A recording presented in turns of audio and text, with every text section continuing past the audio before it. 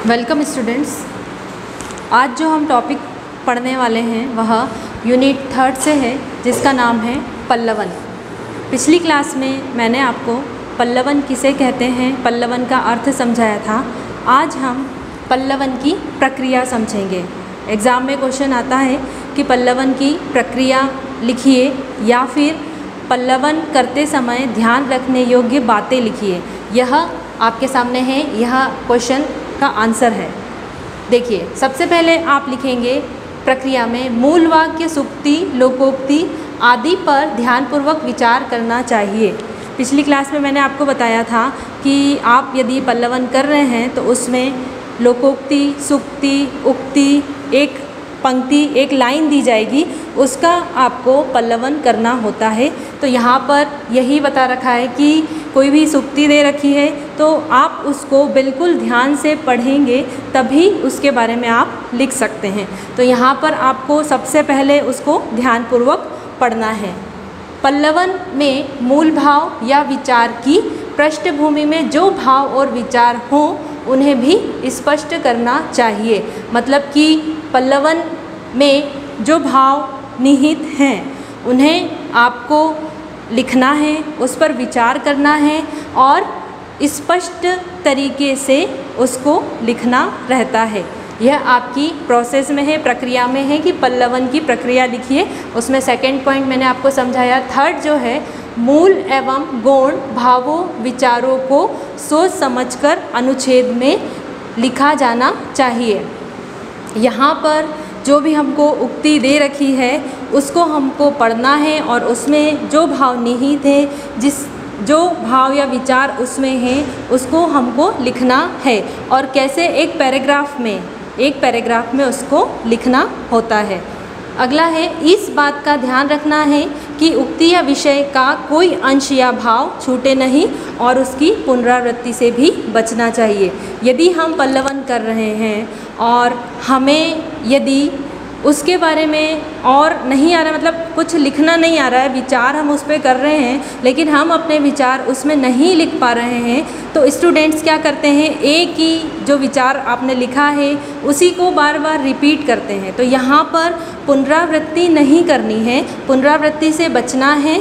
और यह भी ध्यान रखना है कि जो पल्लवन के लिए दिया गया उक्ति है, वाक्य है, उसमें जो भी भाव निहित है उसका सभी का समावेश आपको पल्लवन करते समय करना है। ऐसा नहीं है कि कोई भाग हमसे छूट गया है, ऐसा नहीं करना है और पुनरावृत्ति से बचना है।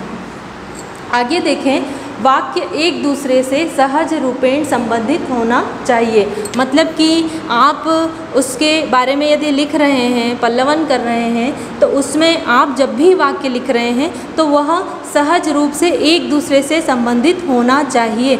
ऐसा नहीं है कि आपको कुछ विचार आया और आपने वह लिख दिया और उससे संबंधित नहीं है और आपने दूसरा वाक्य उसमें जोड़ दिया, ऐसा नहीं करना है।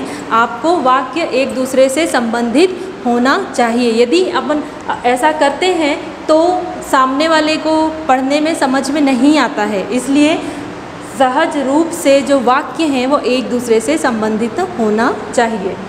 पल्लवन में उदाहरण, दृष्टांत सम्मिलित किए जा सकते हैं। यहाँ पर यदि हम पल्लवन कर रहे हैं और जो विषय दिया गया है उसी से संबंधित हमें कोई उदाहरण मिल रहा है या फिर हमें कोई दृष्टांत देना है, तो आप उदाहरण और दृष्टांत का समावेश पल्लवन करते समय कर सकते हैं। मतलब कि जो विषय दिया है उसी से संबंधित है, यदि आपको उदाहरण ध्यान में आ रहा है तो आप लिख सकते हैं। आगे, भाषा तथा अभिव्यक्ति स्पष्ट, मौलिक एवं सरल होना चाहिए। पिछली क्लास में मैंने आपको बताया था मौलिक का अर्थ। यहाँ पर भाषा और अभिव्यक्ति, यदि हम लिख रहे हैं तो हमारे स्वयं के विचार उसमें होना चाहिए और सरल शब्दों में होना चाहिए, क्योंकि सभी तरह, सभी वर्ग के व्यक्ति उसे पढ़ते हैं। ऐसा नहीं है कि साहित्य से जुड़ा हुआ व्यक्ति ही उसे पढ़ेगा, नहीं। हमें ऐसा सरल भाषा तथा अभिव्यक्ति स्पष्ट और सरल रखनी है। मतलब जो शब्द हम यूज़ कर रहे हैं उसको भी सरल रखना चाहिए, तभी हर वर्ग का व्यक्ति उसे पढ़ सकता है, समझ सकता है। जैसे यहाँ पर मैं आपको एक शब्द बताऊँ, क्लिष्ट। क्लिष्ट का अर्थ होता है कठिन। अब मैंने कोई यहाँ पर वाक्य लिखा है, उसमें मैंने क्लिष्ट शब्द का यूज़ किया, यह साहित्यिक शब्द है, लेकिन यहाँ पर हर वर्ग का व्यक्ति उसे नहीं समझ सकता है, नहीं समझ पाता है, तो हमें ऐसे शब्द यहाँ लिखना है जो सभी वर्ग के व्यक्ति आसानी से समझ सकते हैं। वाक्य विन्यास में बिखराव नहीं होना चाहिए। वही बात है कि वाक्य जो है उसमें क्रमबद्धता होनी चाहिए, क्रम से लिखा होना चाहिए। पल्लवन करते समय वाक्य विन्यास में बिखराव नहीं होना चाहिए। व्यास शैली में लेखन का अभ्यास करना चाहिए।